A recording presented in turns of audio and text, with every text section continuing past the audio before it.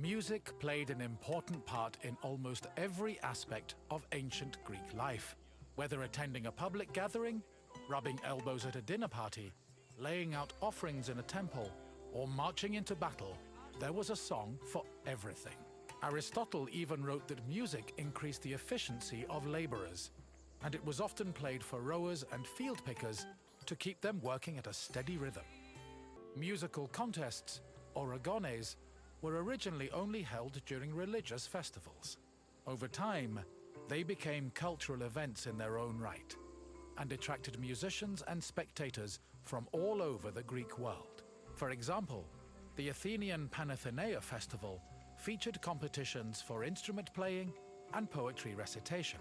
The Dionysia festival included contests between groups of male singers to see who could best perform a dithyramb, a merry hymn in honor of the god Dionysus. While these contests could be attended by all, women weren't allowed to compete in them. In the early days of the competitions, winners only received a crown and an ego boost for their talents. But from the Hellenistic period onward, the rewards were upgraded to cash prizes. These prizes were large enough for musicians to make a fortune, especially if they moved from festival to festival. The Odeon of Pericles was built sometime between the 440s and 430s BCE. The building was commissioned by Pericles for use in the Panathenea festival. The Odeon was also a venue for poetry readings, political rallies, and philosophical performances.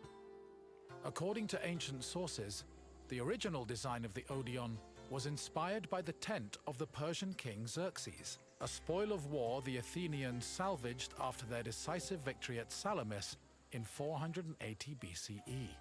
The building's roof was made of timber from captured Persian ships. In this sense, the Odeon was both a triumphant symbol of Athens and an insult to their Persian enemies. This structure was considered one of the grandest architectural accomplishments of ancient Athens. In ancient Greece, there was a type of music for almost any occasion. Complicated songs like hymns, paeans, and dithyrambs were meant for the ears of the gods, and as such were usually played during religious ceremonies and civic life. Meanwhile, a hymneus was a song performed at weddings, and a threnody accompanied funeral processions. For more merry occasions like symposia, scholia were the soundtrack of choice.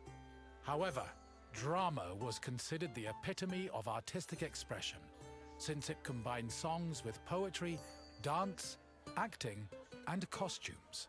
Plays were thought to be the connection between mortals and gods, and the songs that accompanied them, especially those from the tragedies of Euripides, often became huge hits in the rest of Greece. Hello again. I trust your visit was worthwhile, and that learning of music was a feast for your mind. I know it was for mine.